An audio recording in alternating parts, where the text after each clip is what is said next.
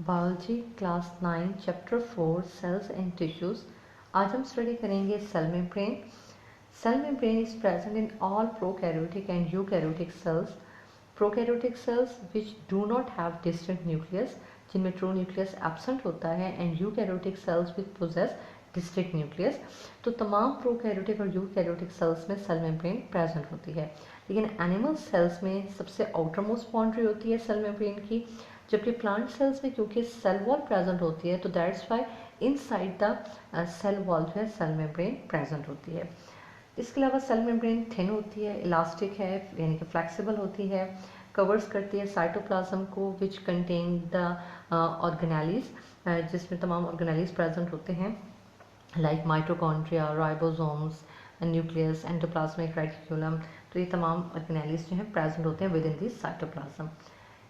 इसके अलावा chemical composition क्या है सेल मेम्ब्रेन की? सेल मेम्ब्रेन में प्रोटीन्स, लिपिड और small amount of carbohydrates present होते हैं, जैसे कि प्रोटीन्स 60 to 80% प्रेजेंट होते हैं, लिपिड्स 20 to 40% और स्मॉल अमाउंट ऑफ कार्बोहाइड्रेट्स भी प्रेजेंट होती है within the cell membrane. अब हम स्ट्रक्चर डिस्कस कर लेते हैं।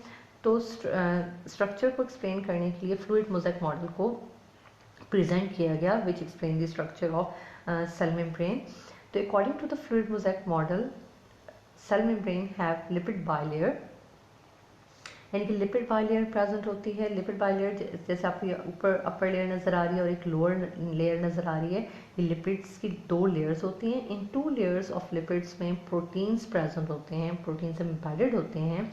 जैसे कि सैंडविच अगर आप देखें तो सैंडविच में ब्रेड होते हैं, एक अपर और एक लोअर, दो ब्रेड्स होते हैं, तो उनमें कोई भी मटेरियल, एग या कोई भी मटेरियल प्रेजेंट होता है, तो जो वो ब्रेड हैं, ब्रेड की जो अपर लोअर लेयर है वो लिपिड्स की लेयर्स होती हैं। और इसी तरह जो उसके दरमियान प्रोटीन्स जो है, उनको आप कोई भी जो मटेरियल ब्रेड के अंदर रखते हैं उसको आप प्रोटीन कह सकते हैं। तो बिल्कुल सैंडविच की तरह का इसका मॉडल होता है। उसके बाद इसमें कोलेस्ट्रॉल भी प्रेजेंट होता है, और स्मॉल अमाउंट जो कार्बोहाइड्रेट्स की प्रेजेंट होती है वो इस तरह से होती है कि वो या तो प्रोटीन्स या फिर लिपिड्स के साथ मिलकर जो है मॉलिक्यूल्स बनाते हैं, जिनको कॉन्जुगेट मॉलिक्यूल्स कहते हैं। अब कॉन्जुगेट मॉलिक्यूल्स क्या होते हैं? टू डिफरेंट मॉलिक्यूल्स होते हैं जो कि बिलोंग करते हैं डिफरेंट कैटेगरीज से, और जब वो कंबाइन होते हैं तो वो कॉन्जुगेट मॉलिक्यूल्स बनाते हैं। जैसा कि जब कार्बोहाइड्रेट्स प्रोटीन्स के साथ मिलेंगे तो वो क्या बनाएंगे? ग्लाइकोप्रोटीन्स। इसी तरह जब कार्बोहाइड्रेट्स लिपिड्स के साथ कंबाइन होते हैं तो वो क्या बनाते हैं? ग्लाइकोलिपिड्स बनाते हैं। तो इस तरह से small amount of carbohydrates present होती है within the cell membrane. तो ये हो गया fluid mosaic model of plasma membrane. अब हम फंक्शन की तरफ आ जाते हैं कि फंक्शन क्या है।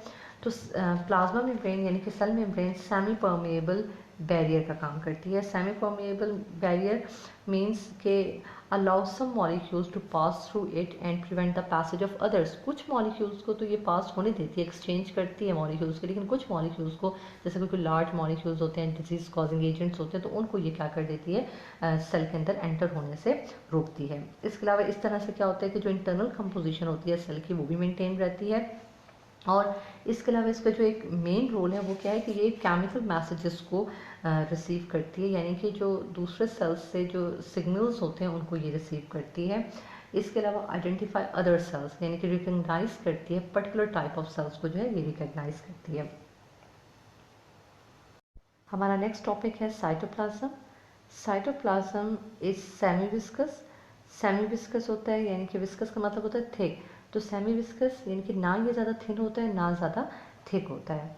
इसके अलावा सेमी ट्रांसपेरेंट होता है, not completely transparent, and it is present between the plasma membrane and nuclear envelope, यानी कि प्लाज्मा मेम्ब्रेन और न्यूक्लियस के दरमियान में जो है साइटोप्लाज्म प्रेजेंट होता है। और फिर डिफरेंट जो ऑर्गेनेलिज होते हैं, जैसा कि माइटोकॉन्ड्रिया हो गया, राइबोसोम्स हो गए, एंडोप्लाज्मिक रेटिकुलम हो गया, गोल्जी apparatus, तो एटसेट्रा डिफरेंट ये ऑर्गेनेलिज जो हैं ये साइटोप्लाज्म में प्रेजेंट होते हैं और अपने फंक्शंस परफॉर्म कर रहे होते हैं विद इन दी साइटोप्लाज्म।